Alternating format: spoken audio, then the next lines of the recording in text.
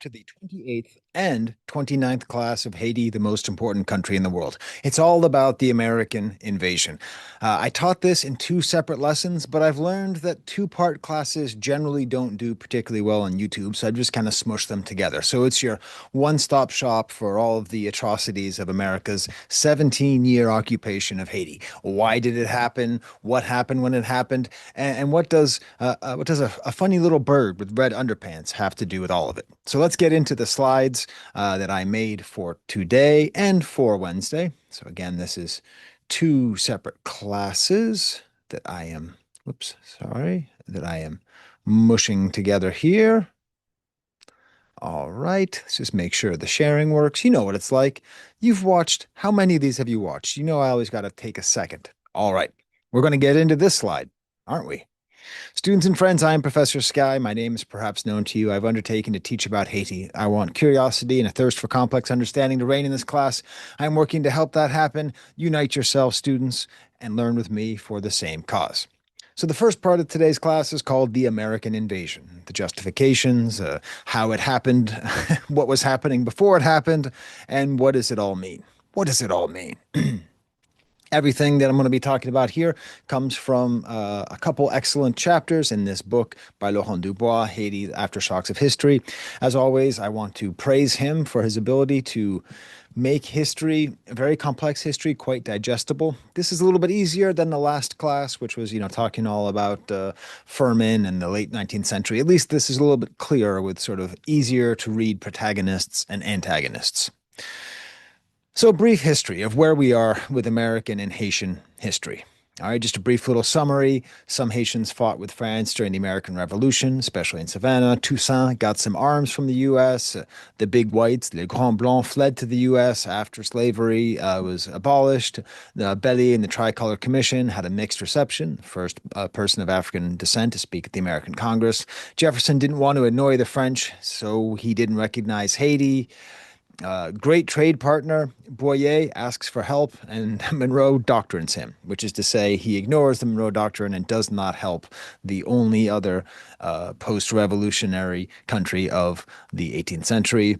Abolitionists love Haiti as an example of the fact that people deserve and need freedom, and anti-abolitionists, racists, also love it because the chaos that was strewn by the debt and murder and mayhem over so much time, they were used as evidence for racism being good, actually. Extra credit to you. If you remember the name of the first dispute between U.S. and Haiti that we talked on the class, it was a little island called Navassa,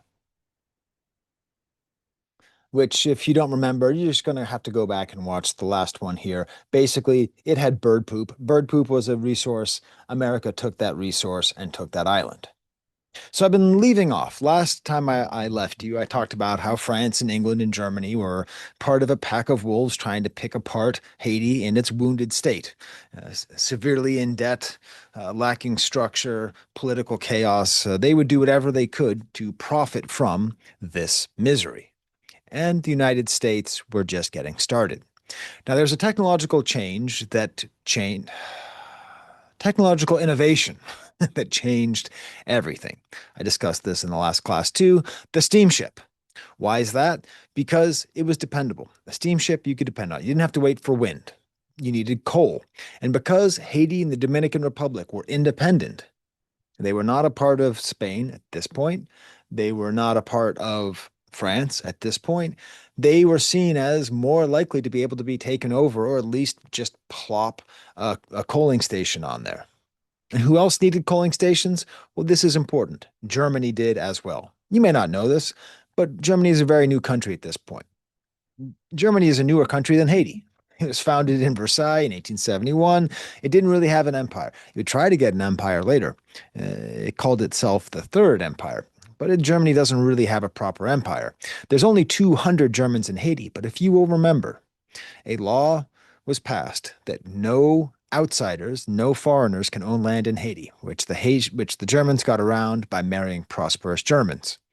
Marrying prosperous Haitians. So this meant that those 200 Germans controlled 80% of international commerce. I'm going to just stop sharing my slides and say that one more time just to emphasize it. 200 Germans lived in Haiti, and they controlled 80% of the international commerce. This is going to be important because the American occupation is going to coincide with the First World War. Okay, so they need a coaling station in the New World, right? If they're going to have global ambitions, it would have looked a little something like this, which leads us up to the first event. This is not necessarily an exact part of it is not technically a part of the invasion of Haiti by America, but it is an invasion of Haiti by America. Marines, U.S. Marines, roll up in the USS Machias and steal $500,000 worth of gold, equivalent of like 11 million now. They claimed it was for debts. And this is the thing about Haiti. Haiti pays its debts. In the slide that I made for the class, I had a little Lannister, from Game of Thrones or whatever. But yeah, it's too silly for me to do on YouTube. But they paid their debts, which is part of the reason why they were always so poor. Now, why did they pay their debts? Why did they pay their debts? The same reason anyone pays debts. You want to be taken seriously. You can't be taken seriously if you owe everyone money. So they emphasize that at their own detriment. At their own detriment. But still, they had to keep taking loans to pay off debts, and then they had to take loans to pay off those debts.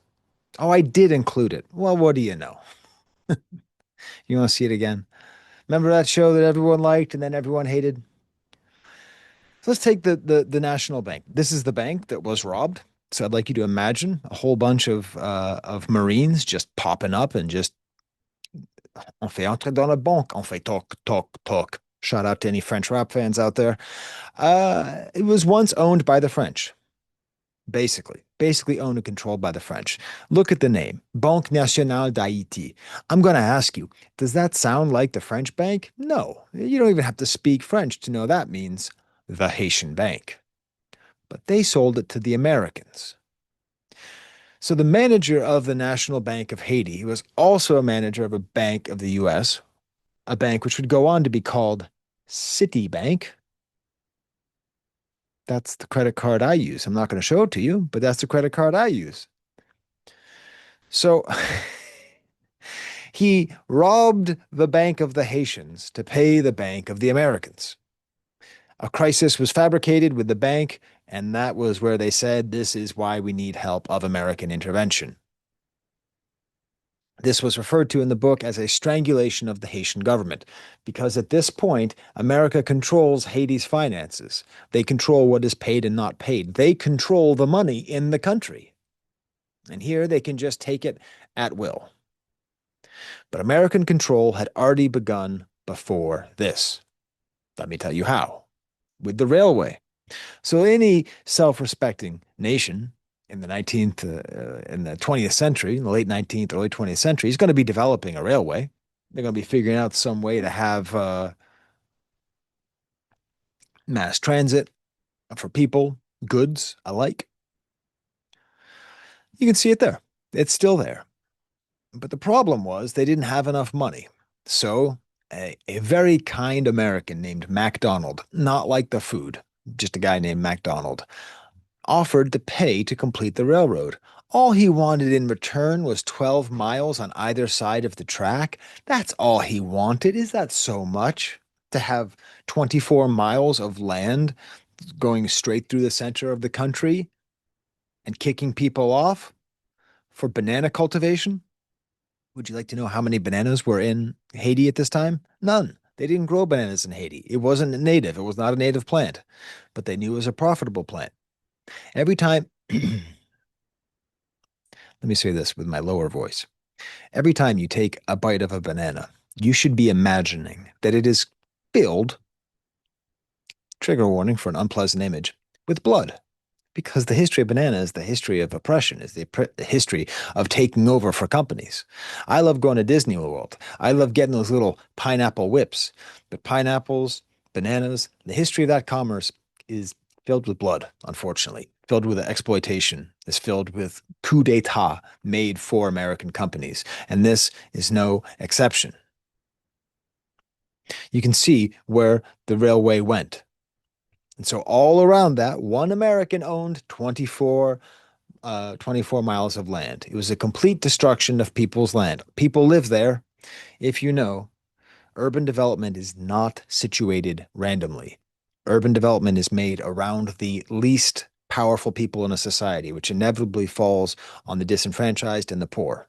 So these people's land was just taken, and they lost their autonomy. And it went from what was a counter-plantation model in many cases, which is to say, a space of land maybe with a laku, some kind of subsistence farming for people who are tired of working on plantations, who are tired of being forced into labor. All of a sudden now, these banana trees show up, and that's where a lot of the money is. That's why I just want to say, I said this to my students. I love Deo, the Banana Boat song by Harry Belafonte. But like it's a sad song. We sing it and go, day, me say day, me say day, me say day. Oh, daylight coming, me want go home. We think it's so fun, but it's a really sad. That song is the story. That's the story. How many bunches do you have to do to get paid to be able to be okay? That song is the song of the oppressed who are just saying they just want to go home, but they just have to keep picking bananas. They just have to keep picking bananas. For themselves? No, for the American companies. That's why we had a whole bunch of people who were wage workers on a plantation with a foreign master. If you've been paying attention to this class, you will know the most important thing to the people of Haiti consistently has been not being in a state of forced labor, whether it is breaking free of slavery, whether it is counteracting the presidents who are and emperors and kings who are constantly trying to push them back onto a plantation. The thing they don't want to do is work on a plantation, and it just keeps on happening. Different people showing up and forcing them onto plantations. That's why we have the term Banana Republic. I got this jacket at Banana Republic, I believe. It's a very strange name because what that implies is these are countries which were taken over or coup d'etat were put in by the American government to ensure that the bananas must flow. During slavery, it was that the sugar must flow. Now it's that the bananas must flow. Yes, we have no bananas. The story of bananas is a terrible, terrible story. Well, I can tell you, I could go for a banana right now. I love bananas. So during this time, we have another period of time with too many presidents. All right, so we had that whole discussion about like the coaling stations in the last class and trying to take over Mont Saint Nicolas and Furman and all that. Let's just look at what's happening here. Seven presidents in 4 years. 1911 to 12, 12 to 13, 13 to 14, 14 to 14, 14 to 15, 15 to 15. Many presidents in many years. Great chaos. This is what prompted Woodrow Wilson to act, to jump in and say, we have to help Haiti. But again, the United States had for several years helped to ripen political conflict in Haiti, which we know. All these mechanisms we've talked about with the plantations and the banks and the coaling station, all that. According to its taste and project, all that was left in 1915 was to pick the fruit. And 1915 is exactly when America will invade. We had a president who, much like all the other presidents in the last class, showed up through a coup d'etat and said he was going to be different, but it's clear he wasn't really going to be different. How much leverage did he have against the Americans who were coming?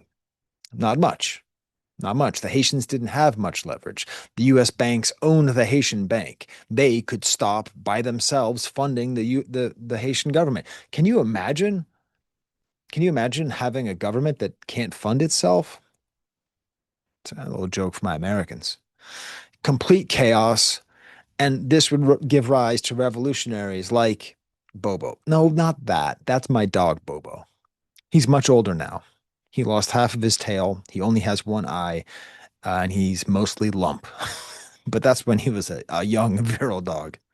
Bobo, the revolutionary. So we had Sam and Bobo, and they were against each other. Sam massacres 167 political prisoners while fearing Bobo and Bobo himself, and revolutionaries will take Sam and tear him limb from limb in the streets. And this is why America says it invaded. This is why. This is the reason why, that they needed to help, okay? Okay, America loves Haiti. America wants to care for Haiti. It doesn't matter if we didn't support them, that we didn't recognize them until 1862 because we were afraid that their freedom was contagious and that the enslaved people in America would catch it. No, no, no, no. All the mistreatment that we've done, robbing their banks, all that stuff, we just want what's best. We just want what's best. So, that's one reason why you could say we invaded, but really it was for the banks. It was to help an unstable democracy, to help free the people from the elites, to help an impoverished nation, to help fruit companies. That's a really important one.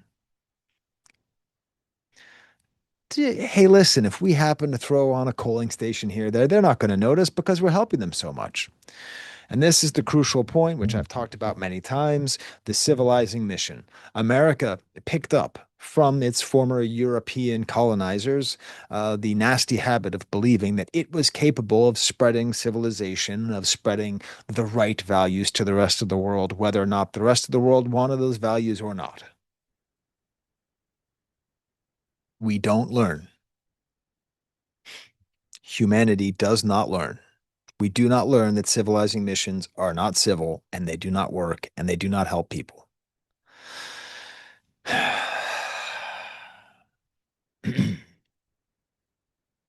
So he sends in the Marines with no Senate approval. Can you imagine a president who takes military action without the approval of the Senate? Well, anyways, that's supposed to not happen. It does happen a lot more than you'd think, though. So if we want to look at Wilson and think of him as like a hero, as Farnham saw it, Haiti's problem was an uncaring elite were oppressing and ignoring the poor population who desperately needed U.S. assistance. Is that true? Hell yeah, it's true. Hell yeah, the Haitian elite were abandoning the people. So, that's would be a really good thing if that's what they were trying to do. If they were trying to fix that wrong, that would be great. The Haitian historian Hans Schmidt sums up the attitude. The United States, as the self appointed trustee of civilization in the Caribbean, was obliged to maintain minimal standards of decency and morality. For Haitians, of course, such claims rang rather false, because, of course, America itself was not full of dignity, given the whole civil war that had just happened. Oops. Sorry. But if we look at the devilish side of America's intentions, its goal was to restore order. In March 1915, Farnham warned that unless the U.S. government did something to tamp down the chaos in Haiti, American companies would no longer do business there. How many American wars and interventions have been based on American businesses?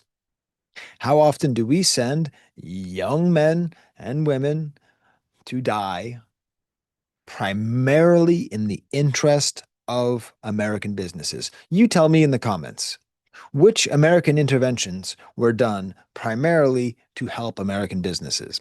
And then you can ask the question, do we work for them or do they work for us?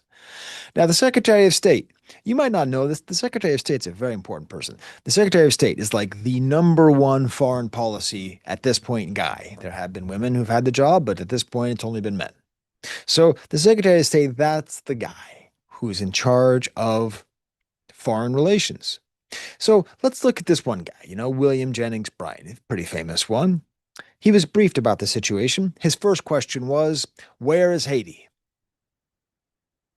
Can you imagine an American government putting people in power who did not know anything about the things over which they had power? You know what I mean? Can you imagine like a Secretary of State who doesn't know much about the world, or a Secretary of Defense who doesn't really understand the nature of defense, or a Secretary of Health who doesn't believe in things that doctors believe? These are crazy times we're talking about. This is way in the past. And I'm going to show you something shocking here. This is what William Jennings Bryan said when he learned about Haiti before he signed the order to invade. I'm not even gonna read it, but that's what it said. He would be followed by Lansing, because this is a 17-year long occupation. This is a long occupation. Lansing would say, the African race has an inherent tendency to revert to savagery. And this is a guy who was the de facto leader of the country during the occupation. And he legitimately believed in the kind of scientific racism that Gobineau in France was putting forth. He actually believed He was so stupid and backwards and uncivilized and uncouth and all that he actually believed in the inequality of races. Can you imagine human beings that benighted to believe in the inequality of races? It is wild. It is wild. We didn't listen to Furman. We listened to Gobineau as a society. So the invasion happens in 1915. And listen, everybody, there's limited resistance. I asked my students why, and they said, because what are they going to do? Like, I mean, this is not the current American military, but this is still the American military. This is still a lot of corn-fed guys showing up with lots of guns and military power. A lot of people fled. This made some new what we call Maroons, people who, like, there was the term for people who fled slavery. We now have basically the same term for people who fled the American invasion. There were limited deaths in this initial stage, which, was great because we don't want them to die. But really, just people just had a sense of, I got to plug in my computer, had a sense of helplessness and hopelessness. So they just kind of let it happen because they didn't have much of an option. And American Marines would just go from port town to port town, taking over as best they could. Nuance. Here's a little piece of nuance. Many among the elite, in fact, welcome the prospect of a bright new beginning after decades of turmoil. Isn't that funny? The people who we said we were showing up to disrupt were actually looking forward to it because they're like, hey, if things run less chaotically here, it'll be easier for us to exploit the rest of the people. Remember, this class isn't about race or about nationality. It's about the powerful and the powerless and the way in which the powerful abuse the powerless and the way that we need to think about power and its relationship to people. That's what this class is really about. It happens to divide along race lines because that's how it's been due to systemic racism, but it's not necessarily always that case. So who would be the next president? Of course, it should be Bobo. That's how things work in Haiti. You kill the last guy, you take over. Someone kills you, they take over. But Wilson didn't think so, and neither did the leader of the American forces, Caperton. They put this guy in power, the impossible to pronounce Dartigenave. He was an absolute puppet. Once again, la politique de doubleur, the politics of the puppet. He is a puppet of the American people. He is seen as a pliant person. Here's the quote from Dubois after Aftershocks of History. With Darty Guenav in power, the U.S. government rapidly proceeded to the next order of business, drafting a convention between the United States and Haiti that would establish the official basis of the Marine presence in the country. The document that came up with had many familiar elements. The United States was to take control of Haitian customs houses, state treasury, and the Haitian government was to promise not to cede or rent portion of its territory to any other power. But the new proposal also included some stipulations. The Marines were to create a new military structure that would replace the Army, and the convention specified that appointments and nominations for all major officials were subject to approval by the United States. That's a lot of writing, which I simplified for my students like this. U.S. Controlled Treasury custom houses. No foreign power gets anything. Military, the new authority. They create what's called the gendarmerie, which is a militaristic police force, which we will be discussing at some detail in this rather long lesson. And they all have to be approved. And of course, martial law was also declared, and freedom of the press was completely revoked, with most of the newspapers being shut down or silenced. So all of this convention was to replace the Constitution that was in existence and to post hoc, which is to say after the fact, give the justification for the colonization. We now lead up to my second class. All right? That leads up to my second class, which is called The Cacos Strike Back. There's a good article in the New York Times that came out a couple of years ago about this invasion. Invade Haiti, Wall Street urged, the U.S. obliged. The long occupation of Haiti began with a drumbeat from the bank that became Citigroup. Decades of diplomatic correspondence and records show. These are just some nice images that I did not see when I taught this class the first time that shows the way that it worked. An American posing with the bodies of Haitians killed during fighting in 1915. Does that make you think of anything? Does that guy not look like some kind of hunter in some kind of, what do you call it thing? Safari. It's disgusting. So who would help the Haitians, right? They're going to try to get help from people. Would the Dominican help them? No. Dominicans still mad about the occupation. Don't worry. Next class is going to be all about Haiti and the Dominican Republic. Would France help? Are you kidding me? Would South America help? They've got their own issues. What about Black Americans? Right? What about international blackness? Now, this is just to give you the sense of the nuance, to give you the sense of why it makes sense that often Haitians feel completely abandoned, that even Black Americans who fought for equality, I mean, true American heroes like Booker T. Washington and Webb Du Bois, or W.B. Du Bois, I never know how to properly pronounce his name in a way that's not French. No relation to Laurent Dubois, as far as I know. But even they, asked Du Bois, and he said, "We can't send help." He just suggested to Woodrow Wilson to send black soldiers, which, to be fair, would have been a better idea. Booker T. Washington thought it was a good thing. He thought, oh, good, we'll civilize them to show you how deep the white supremacy went, that even people who fought for equality between the races in America still carried the same prejudices with themselves. This was the state facing the country: disappear into abjection, famine, or blood, or redeem itself with the help of the United States. That's what they felt. Which brings us to this little guy. Look at him. Look at that little bird. Isn't that cute little bird? It's a little teeny tiny bird. It's called a caco. Hispaniola trogon. It's a bird who can hide in the jungles, who strikes quickly. This goes back to a passage from the Sermon on the Mount from Jesus. God feeds the little birds. He's a little bird who can be fed and who can get his food and can hide in the jungle. In Haitian Creole, they're called canson rouge, which is caleçon rouge, which means red underpants. Look at him. He's got red underpants. Can't you see that? So this bird is going to be the symbolic bird of resistance.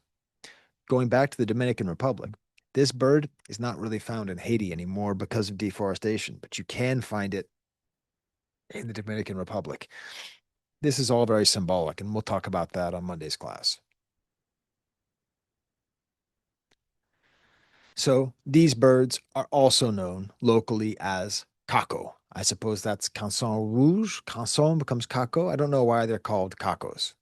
And this is what the resistance fighters are called in Haiti. There were two distinct Caco wars.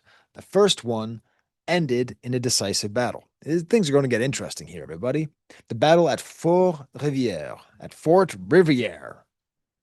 Look at this place. Look at the proud Marines standing up there. This is that image I've been showing you, like every single class. This is the Battle of Fort Rivière.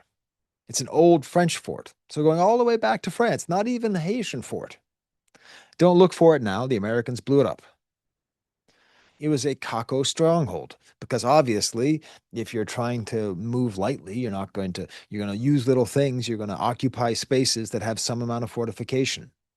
And this was basically a battle that was seen as being guns versus rocks. I don't think I need to tell you which group had the guns. This was the end of the Cacos War. It was a decisive victory by the American Marines, and it led to a period of perceived domination. And it was led by a particular Marine named Smedley Butler. Oh my God, this guy, Smedley Butler, I'm telling you, you just don't get more interesting than Smedley Butler. Now, on the bad side, he was a tool of American military oppression and a very effective one. He got many gold stars and medals of honor for his work all across the world, dominating and colonizing people like he did in Haiti. He also happened to be super racist. The way he talked about the Haitians was terrible. But on the plus side, on the positive side, he wrote a book about it. He wrote, as a veteran, as a very successful veteran, he wrote a book about the nature of war. He wrote one of the greatest anti-war books of all time from the perspective of a great warrior. Ladies and gentlemen, the complexity, a woe bandit, good guy, bad guy, Smedley Butler. who wrote a book called War is a Racket. Look it up. It's fascinating. Look at what he writes. Get ready to preach. War is a racket. It always has been. It is possibly the oldest, easily the most profitable, surely the most vicious. It is the only one international in scope. It is the only one in which the profits are reckoned in dollars and the losses in lives. The profits are reckoned in dollars and the losses in lives. That's what war is, says Smedley Butler, great warrior. A racket is best described, I believe, as something that is not what it seems to the majority of people. Only a small inside group knows what it is about. It is conducted for the benefit of the very few at the expense of the very many. Out of war, a few people make huge fortunes. So he is putting his finger on the nose of what the American military system is going to be doing. All of you who filled in the comments all about all the different wars that America has started or intervened in to serve American businesses, he sees through it and he says it. And who better to say it than somebody who did it? The greatest tool of American violence is criticizing the violence itself.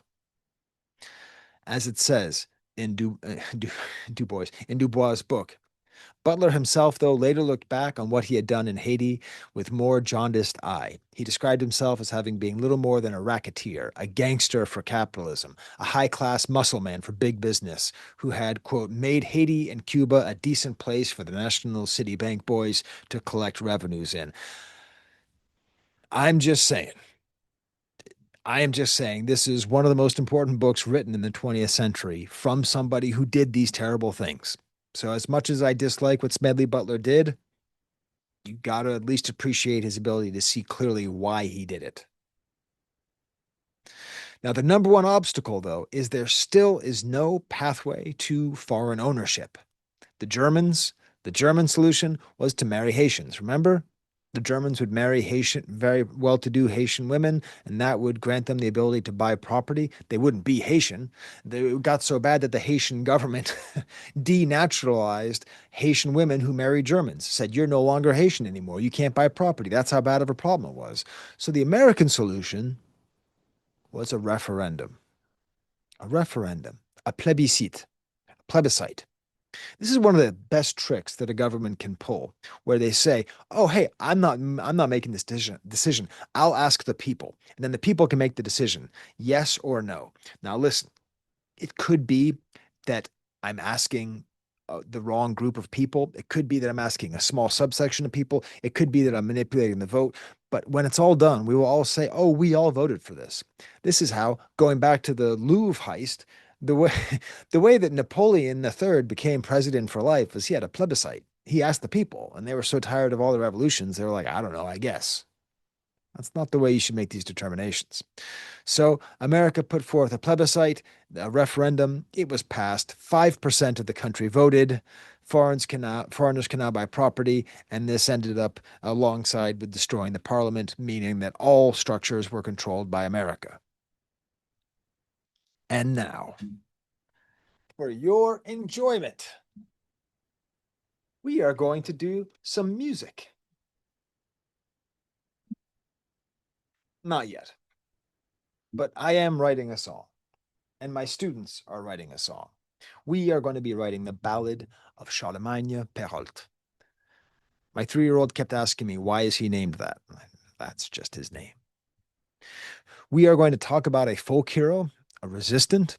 We are going to talk about the Cacos that he led, and we are going to get into, you never guess, the moral complexity of the situations in Haitian history. So let's talk about this figure, Charlemagne Péralte, whether or not he is. And when I say bandit, I mean he was called a bandit all the time. Like this is a term that he was called. Much like a cow earlier, these are terms that the press used. So was he a hero or was he a villain? They attacked suddenly by surprise, then rapidly retreated into the hills to prepare for another engagement. That's who the Cacos are. Was he a hero or a villain to the Haitians and to the Americans? So he's born in the North, rich family with Dominican roots. Hey, is it going to be important to people who have both Dominican and Haitian roots? Yes, it is. It's going to be very important for the next class.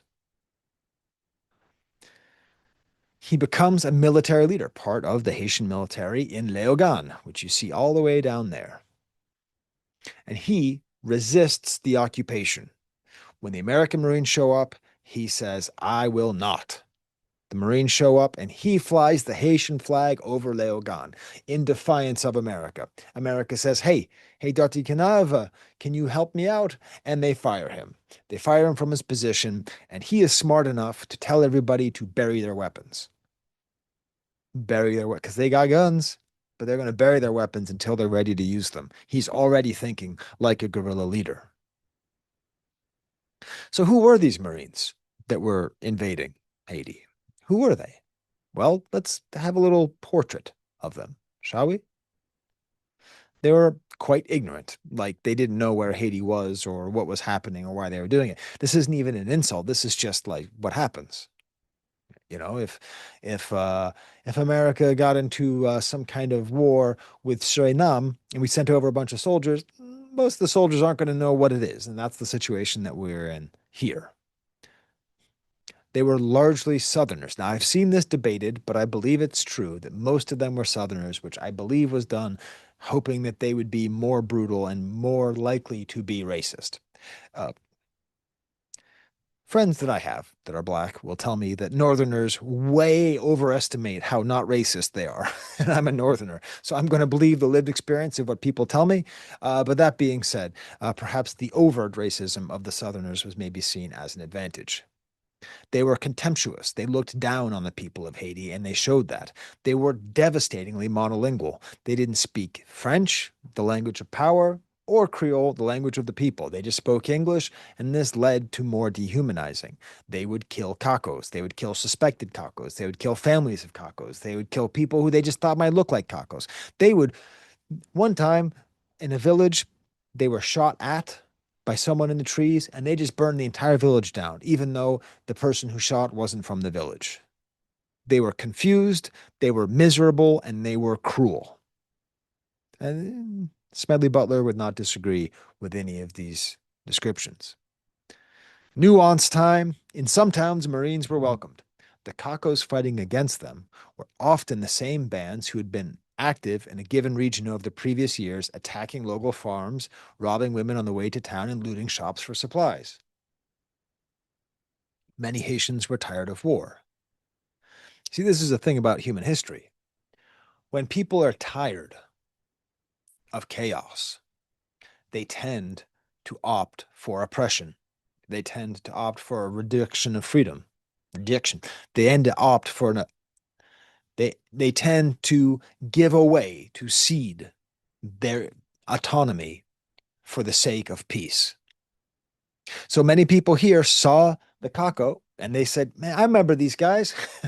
Just they were just like 5 years ago, like stealing my stuff and burning down my houses, harassing my wife, and now they're supposed to be my heroes. Okay, it is a more complex time than just simple good guy rebels, bad guy invaders. Marines were also very paternalistic. You see here an image there. Listen, son, do unto brothers as you'd have them do unto you, savvy? So that's just the way America saw itself as like a big daddy who was just going in. Dead. They saw themselves as a big daddy who just go in and control these poor, unsophisticated people. I'm going to talk about the gendarmerie, but they would serve in the gendarmerie. They were monolingual and they were anti-voodoo, all tied into the contempt that they felt. They also would commit that act that you see that's written up there, and many of them enjoyed inflicting pain on the locals. How much of that happened, it's hard to tell. How much of that is just local tales is also hard to tell. So I asked my students to describe the Caco Marine conflict. How did it work? What did it look like? Well, the Marines would just burn villages where they thought Cacos were, even if they weren't there. They killed every Caco they saw, and they killed suspected Cacos, and they even would sometimes kill families of suspected Cacos. So not even the people who did it, people who were suspected of doing it, and then they'd kill the people around them. They were bloodthirsty. And they also developed a new technique. It's called bombing. Hadn't been done before. Dropping bombs from airplanes is like one of the scariest things that human being. Wait, you know what? One second. In my office, I think I have something that might help you. Let me see here. Let me pause this recording. I don't have it. I was going to show you Guernica by Picasso. But this is important to understand. America often will use pretenses to test its military equipment. And it was testing what it was like to bomb people with airplanes. As a reminder, a lot of the pretense of this war was making sure that Germany didn't get a coaling station in the New World, that Germany didn't have power. And to be fair to the American government, it is probably a good thing in the long run that Germany didn't have a foothold in the Caribbean. I'm not sure for the people of Haiti that it would have made much difference, but on a sort of geopolitical way. Yeah. So this was their new technique. As it says in Dubois, U.S. military officers later downplayed the use of bombing during the occupation, saying only a few aerial missions had been carried out. Testimonies from Haiti, though, make it clear that the attacks were devastating. Many in rural areas had never seen an airplane before, let alone one dropping bombs. According to one account, the machines became known as God's bad angels. Unsurprisingly, the aerial bombardments were not always precise in their targets, especially since the Marines on the ground had long left. So I tell the story sometimes. It was July 4th, 2000. I was on the roof in Boston, on a roof in Boston, and a stealth bomber flew overhead. And it's one of the coolest things I've ever seen. But I just broke into tears. Like I just started crying. I didn't even really know why. And it's because I think on some level I understood how terrifying a stealth bomber is. Like most people who see a stealth bomber, that's the last thing that they ever see. Just dropping ordnance on you, just killing, just mass death. Like it was just so terrible. Little did I know that, like, at that same time, my now wife was living in a country that was being bombed by America. So what are you gonna do? You know, I guess I was onto something when I was crying. So, who mainly fought the Cacos? Well, mainly the gendarmerie, which was a Haitian force. So I want you to look at this image and tell me, what do you see? What do you see with this largely Haitian force? Well, it is mostly black. It is mostly black, led by one white Marine. The the militaristic police force would also fight against the Cacos, which would mean that many times it was Haitian versus Haitian. This goes all the way back to our like seventh class or eighth class when we would have when we'd have different sides, whether it be Spain or England or France or the North or the South or whatever it was, fighting against each other and having it be just black Haitians fighting on one side versus black Haitians on the other, taking all of the cost in terms of pain and murder and death, and taking none of the benefit in terms of power and land. How many times is this going to keep happening? At least one more. Just keeps happening. The punishment for cursing the U.S. occupiers was 9 months in prison. Rough. Now, you might remember Boyer, who passed the Rural Code. The thing about Haiti, and that I've been trying to emphasize over and over and over and over again, and I emphasized earlier in today's class, is how much of Haitian history is about labor, forced labor, how much the fight is not just to be free, but to be free of plantation labor. How important it is for them to not be doing plantation labor, forced labor, how important autonomy is, to the point where they would prefer economic ruin for the country with personal stability for themselves.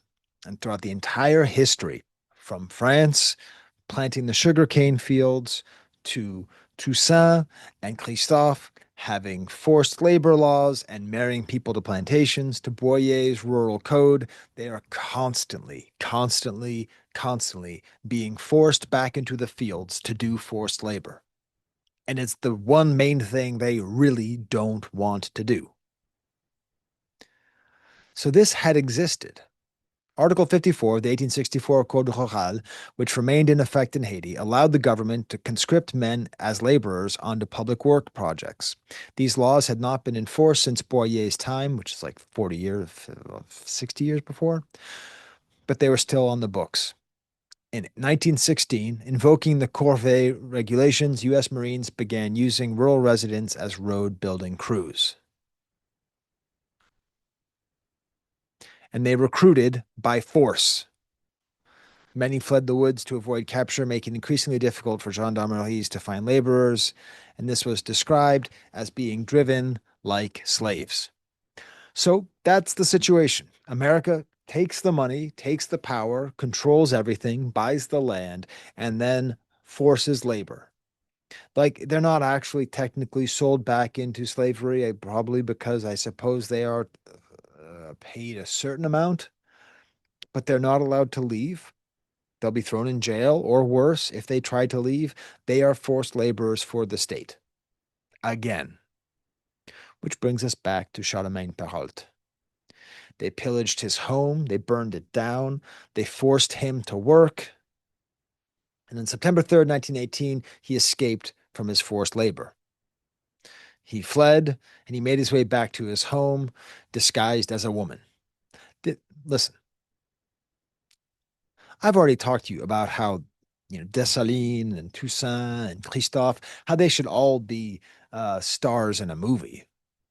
Like they should all be stories of a movie. Charlemagne Péralte should absolutely. He's like the one person who said no, and then he gets fired and he buries the guns, and then he's forced labor, and then he escapes dressed up as a mambo, as a female voodoo priest. A priestess. Like what's going on here? That's like Bonnie Prince Charlie in Scottish history, the Skyboat song that I was named after, actually. Dun, dun, dun, dun, dun, dun, dun, dun, dun. I was named after that song, all about like a guy who escaped dressed up like a woman. This is an amazing story, the story of Charlemagne Péralte. He breaks free of his forced labor camp. He leads the Cacos using brutal guerrilla warfare, and he even manages to recruit from the gendarmerie. So even people who had some amount of institutional power and protection were breaking free. And the main way that he recruited was just by saying, let's be free. Let's fight against the white American control. He paid a high cost. His three brothers, who had been arrested mainly for being his brothers, were murdered in prison. He'd open up the doors and say, I'm fighting for liberty, fight and die with me, and people would. Let's get back to the complexity one more time with the complexity of the Cacos, because they are a complex group. As I said before, not everybody liked them. They were freedom fighters. They were. But they were also rapists, looters, and bandits. Listen, what percentage of them was that? It's so hard to tell because American and anti-Haitian propaganda is so powerful that it's impossible to know. But based on all the historical documents and writing I have found, the description of Cacos as often being a criminal element is very consistent. The description that I saw, I think, is the best, is that they were pillagers and patriots. That's the best way to think of them. They were patriots fighting for their land, but they're also pillagers taking what they could, which makes sense given the levels of poverty and lack of autonomy and control that the Haitian people experienced. So was he a bandit? Was he a freedom fighter? Were the Cacos bandits? Were they freedom fighters? He was killed on October 31st, 1919. You see over there, I found a newspaper. It's like the New York Herald Tribune, maybe, that just gives suggestions for Halloween fun and house decorations. Okay, so that's when he was killed. The short version is he was assassinated by the Marines. The long version, this is for our mini series on Charlemagne Péralte. You want to hear the long version? Okay, okay. Listen to this. Should I try to tell it like Quentin Tarantino? Whoops. Okay, so like two Marines and an opportunist Haitian. An opportunist Haitian who also didn't like the Cacos because he had family members who were killed. So two Marines and an opportunist Haitian faked a conflict. So they pretended the two Marines pretended to be attacking this Haitian guy. And when the Haitian guy won this battle, Péralte saw it and let this Haitian guy into his camp. So then they were going to organize an ambush. This guy, this Haitian guy, this opportunistic Haitian guy was going to say, hey, let's go and ambush the Marines. I know where they are. And then they were going to do the ambushing themselves and kill Péralte. But Péralte decided he wasn't going to do that. So the Marines, they come up with some kind of alternate plan. They improvise and they put like shoe black on their face. They go into blackface and they tatter up their clothes and they walk and they knock on the door of Peralte's camp and saying, I need help. And they eventually get let in and helped and supported while in blackface because one of them could speak Creole. And they got in there and then they shot him in the back. So that's the story. I'm telling you, it's a story. And then they had a problem. What do you do now that you've killed this mythical figure? We know what happens in Haiti. When freedom fighters are killed, they become mythical, powerful people. Remember, all the way back to Macandal, who turned into a fly. So they're like, okay, first we're going to show his body to everybody here, but that's not enough people. Hey, we got the photographs. Thanks to the innovations of Eastman in Rochester, New York, and Kodak film. Film is accessible to everybody. So we will take a photo and distribute that photo, and that will show the Haitians what's up. This will scare them. If we take this photograph and share it, now listen, we'll have him standing up against a wall.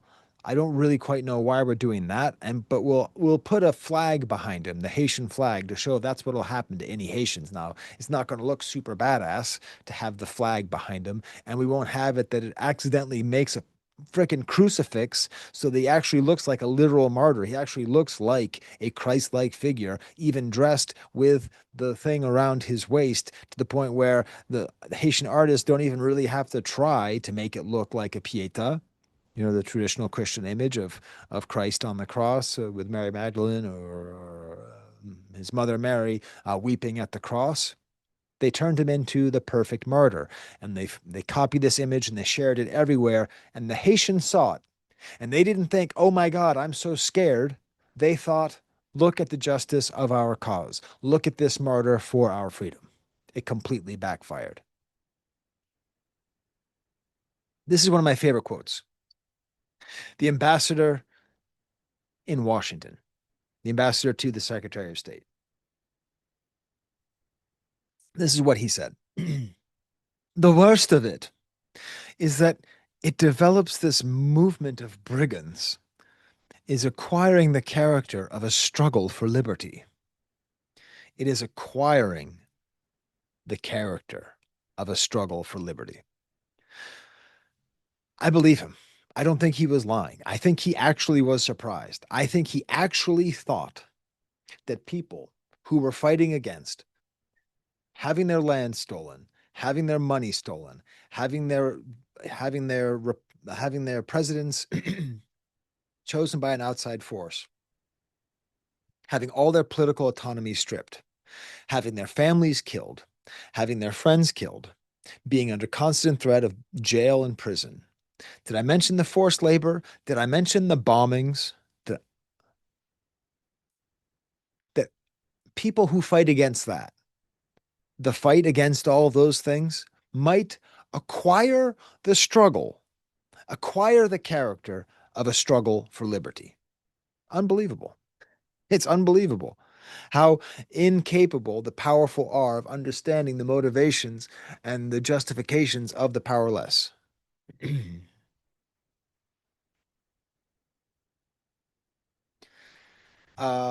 It is I could teach an entire class about this occupation. I will send you to the Zin Education Project, to this nice essay about by Edwige Danticat, great Haitian author. Le Quai Haiti, one of the worst massacres of civilians, took place on December 6, 1929, during a 19-year American occupation that began in 1915. The Quai massacre took place during a demonstration, which there was an ongoing strike of local rebellions. U.S. Marines battalion fired on 1,500 people, wounding 23 and killing 12. This is seen as the sort of decisive act that would lose the favor of the world. Wait a minute. I actually have a proper slide for this. Where is that slide? Ah, There it is. Sorry, everybody. You know how I do things. Hey, hey, hey, go up here. Okay, good. All right, forget it. Okay, so, oh my God. Sky, get your stuff together, kid. All right. So, there's the bombings, there's this massacre and decay. This led to international condemnation. For whatever reason, this tracked with the world. America just wasn't making any progress. The Cacos were successful enough. There was enough death, enough misery, and a lack of interest, and we just gave up and walked away. That's it. How many American military interventions follow this same pattern? An American business is in trouble, so we intervene. We oppress the people. We tell them it's in their own good. We eventually get tired of fighting the rebels and we just walk away. The banks are happy. The military industrial complex is happy. Some Americans are dead, and a whole ton of Haitians are dead. Yeah, there's an image from a French newspaper that describes this. In Haiti, the Americans let the gunpowder do the talking. Okay. So, President Hoover officially declared the operation a failure. Oh, I'll get to that later. Okay. So, I'm now just going to tell you what I did for my students just because it's kind of fun.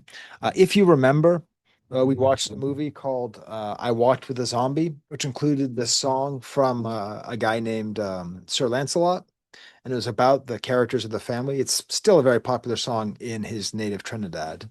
Woe is me, shame and scandal on the family. Okay, that's kind of how it goes. So I thought for my students, wouldn't it be fun to write a song about Charlemagne Péralte? Now, why am I doing this? I'm doing this so that we get a sense of what a folk hero really is. Like, what is the value of a folk hero? What do they do? What function do they serve in society? So I had my students write these verses. I'm going to share them with you later, right? Where they have to go through his life and write a verse about him in a perspective. So I wrote the first verse and I wrote the chorus about the beginning. And I'll ask you to see if you want to write it. So this is the song I wrote completely ripping off the chords from Sir Lancelot. The the Ballad of Charlemagne Péralte. Bondi, Bondi, hey, whoa, whoa.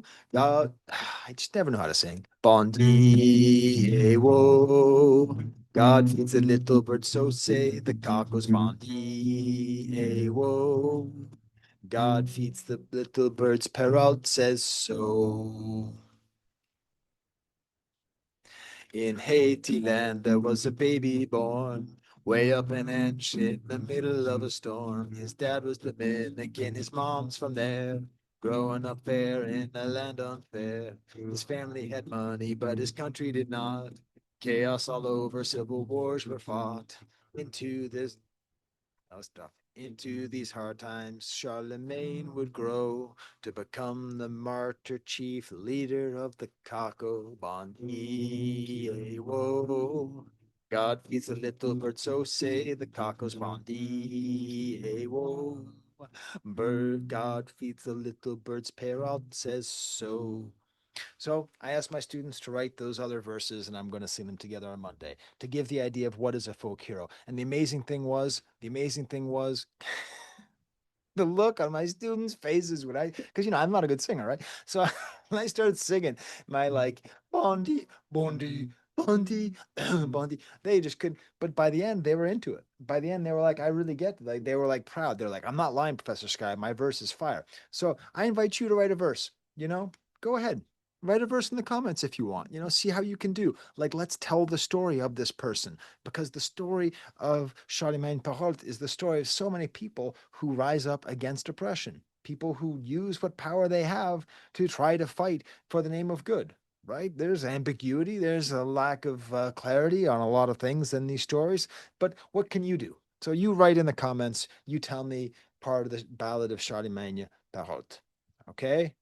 All right. Now, for Monday, we are going to be listening, I'm going to be showing my students this amazing documentary, which is available on Canopy if you have that. It is also available on YouTube. This link here, you can just look up Black and Latin America. It's hosted by Henry Louis Gates, who, believe it or not, has a very close connection to me. You wouldn't believe it. You wouldn't believe it. I've emailed him about it, haven't gotten a response, but we'll talk about that on Monday. So we're going to be doing that, and also talking about a Vice video about Haiti and the Dominican Republic, which I'll include a link in the description. So links to both those things are in the description if you want to follow along and learn about the long and complicated history of Haiti, the Dominican Republic. Did you enjoy today's classes? I hope you did, because I enjoy teaching this stuff. I think it's really important. Bondi, eh, whoa. God feeds a little bird, so say the Cacos.